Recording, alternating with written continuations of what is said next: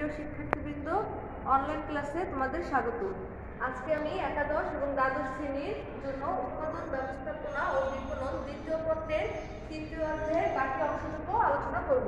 তৃতীয় অধ্যায়ের নাম বিপণন কার্যাবলী। প্রথমেই আমরা দেখব বিক্রয় কি।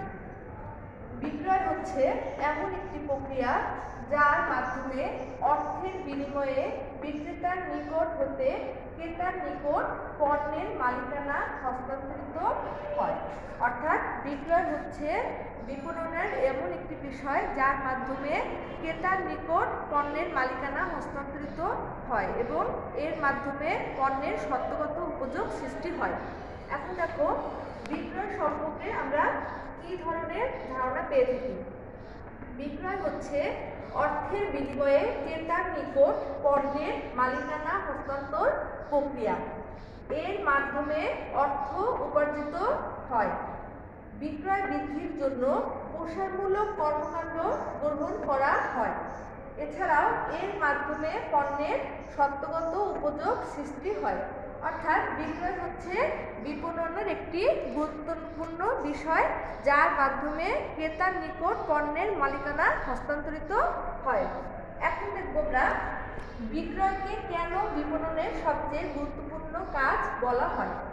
দেখো শিক্ষার্থীরা, এরপর কিছু পয়েন্ট রয়েছে। প্রথমে আমরা দেখব নগদ অর্থ উপার্জন।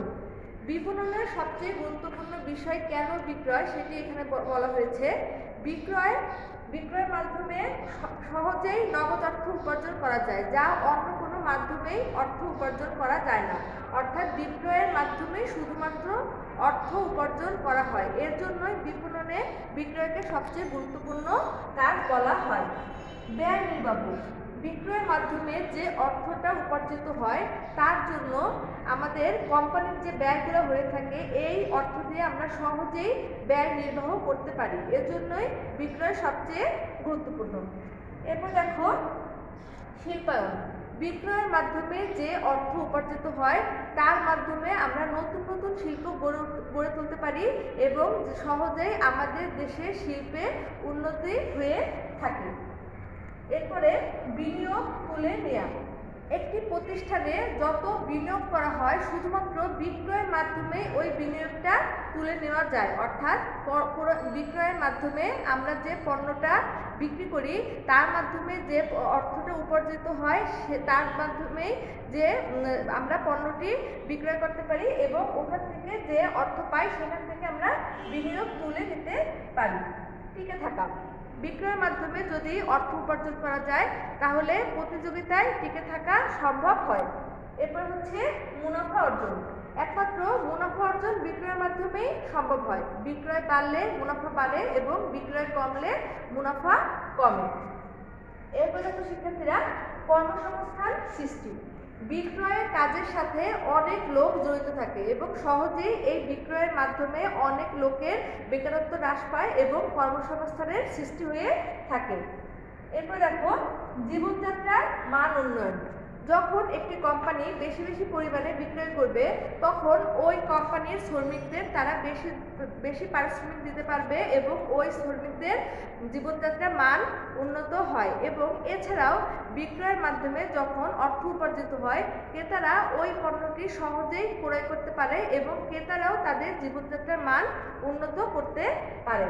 তাহলে এই কারণে দেখো নগদ অর্থ উপার্জন, ব্যয় নির্বাহ, শিল্পায়ন, বিনিয়োগ তুলে নেওয়া, টিকে থাকা, মুনাফা অর্জন, কর্মসংস্থান সৃষ্টি, জীবনযাত্রার মান উন্নয়ন, এই কারণগুলোর জন্যই বিক্রয়কে বিপণনের সবচেয়ে গুরুত্বপূর্ণ কাজ বলা হয়।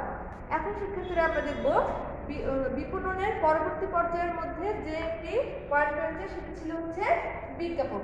খুবই গুরুত্বপূর্ণ। সুনির্দিষ্ট উদ্যোক্তা কর্তৃক অর্থের বিনিময়ে পণ্য, সেবা বা ধারণার নৈমিত্তিক উপস্থাপনকে বিজ্ঞাপন বলে।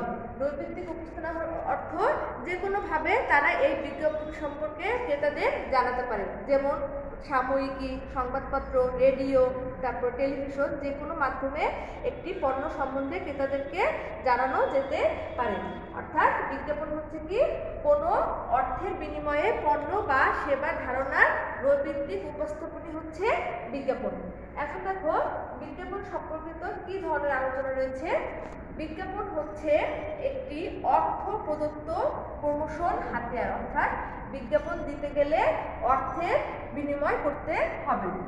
এর মাধ্যমে নৈর্ব্যক্তিক উপায়ে পণ্য এর সেবা সম্পর্কিত তথ্য উপস্থাপন করা হয়, অর্থাৎ এর মাধ্যমে বিভিন্ন উপায়ে পণ্য বা সেবা সম্পর্কে ক্রেতাদের জানানো হয়। কোনো নির্দিষ্ট প্রতিষ্ঠান বা উদ্যোক্তা কর্তৃক বিজ্ঞাপন প্রদান করা হয়, অর্থাৎ কোনো প্রতিষ্ঠান যে পণ্যটা তৈরি করবে হয় ওই প্রতিষ্ঠান অথবা কোনো উদ্যোক্তা যদি কোনো পণ্য সম্বন্ধে ভোক্তাদেরকে জানানো চায় সেটি ওই উদ্যোক্তা ওই বিজ্ঞাপন সম্পর্কে তাদের তথ্য ভোক্তাদেরকে প্রদান করবে। এটি একটি একমুখী যোগাযোগ ব্যবস্থা, অর্থাৎ বিক্রেতারা বা যারা উদ্যোক্তা বা প্রতিষ্ঠান তারা এই বিজ্ঞাপনটা দিয়ে থাকে, কিন্তু জনগণের কি মতামত এটা এই বিজ্ঞাপন সম্বন্ধে জানতে পারে না, এজন্য একে বলা হয় একটি একমুখী যোগাযোগ ব্যবস্থা। এরপর শিক্ষার্থীরা আমরা দেখব বিক্রয়ের পরবর্তী কার্যাবলীগুলো। বিক্রয়ের পরবর্তী কার্যাবলী রয়েছে তিনটি: বিক্রয়োক্ত সেবা প্রদান, ভোক্তার সন্তুষ্টি পরিমাপ এবং সংশোধনমূলক ব্যবস্থা গ্রহণ। দেখো শিক্ষার্থীরা, বিক্রয়োক্ত সেবা প্রদানটা কি? পণ্য বিক্রয়ের পরবর্তীতে ক্রেতা বা ভোক্তাকে যে সেবা প্রদান করা হয় তাকে বিক্রয়োক্ত সেবা বলে।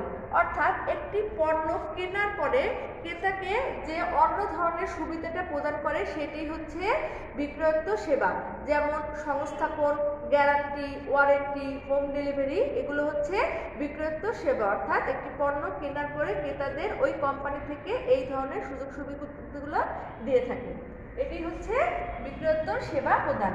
এখন দেখো ভোক্তার সন্তুষ্টি পরিমাপ।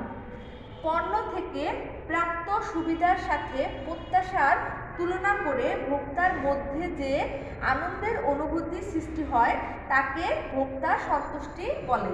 অর্থাৎ একটি পণ্য ক্রয় করার পরে ক্রেতা ওই পণ্য থেকে যে সুবিধাটা পাচ্ছে ওই সুবিধা পাওয়ার পরে তার মনের মধ্যে যে আনন্দের অনুভূতি সৃষ্টি হয় সেটি হচ্ছে ভোক্তার সন্তুষ্টি। অর্থাৎ প্রাপ্ত সুবিধার সাথে প্রত্যাশার তুলনা করে ভোক্তার মনে যে আনন্দের অনুভূতি সৃষ্টি হয় তাকেই বলা হয় ভোক্তার সন্তুষ্টি।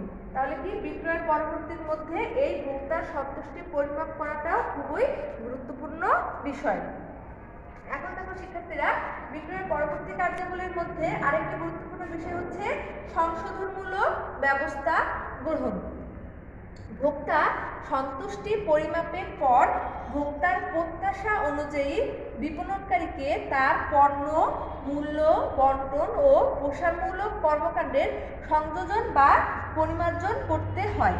অর্থাৎ একটি পণ্য যখন ক্রেতা ক্রয় করবে ওই ক্রয় থেকে ওই পণ্য যদি ভোক্তাদের বা ক্রেতাদের যদি সুবিধা মতো না হয়ে থাকে তখন তারা কোম্পানিকে অথবা ওই প্রতিষ্ঠানকে জানানোর পরে ওই প্রতিষ্ঠান সংশোধনমূলক ব্যবস্থা গ্রহণ করে থাকে এবং সেই অনুযায়ী ওই পণ্যের মূল্য বন্টন প্রসার এই ধরনের কার্যগুলিগুলো হয় পরিমার্জন বা সংশোধিত করে আবার ভোক্তাদের কাছে এই পণ্যটি পৌঁছে দেওয়ার ব্যবস্থা করে।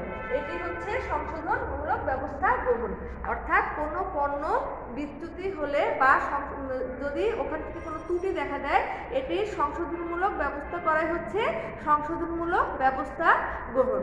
তাহলে শিক্ষার্থীরা, বিপণন কার্যাবলীর আজকে আমরা এই বিষয়গুলো পড়লাম, যেটা হচ্ছে বিক্রয়, বিক্রয়কে কেন বিপণনের সবচেয়ে গুরুত্বপূর্ণ কাজ বলা হয়, বিজ্ঞাপন কি, এবং বিক্রয়ের পরবর্তী কার্যাবলীর মধ্যে যে বিষয়গুলো রয়েছে সেই বিষয়গুলো। বিপণন কার্যাবলীর এই তৃতীয় অধ্যায়ে এই বিষয়গুলি খুবই গুরুত্বপূর্ণ। তোমরা এই অধ্যায়টি বাসায় বসে খুব ভালো করে পড়াশোনা করবে। আজ এ পর্যন্তই। সবাই ভালো থেকো, সুস্থ থেকো, সবাইকে ধন্যবাদ।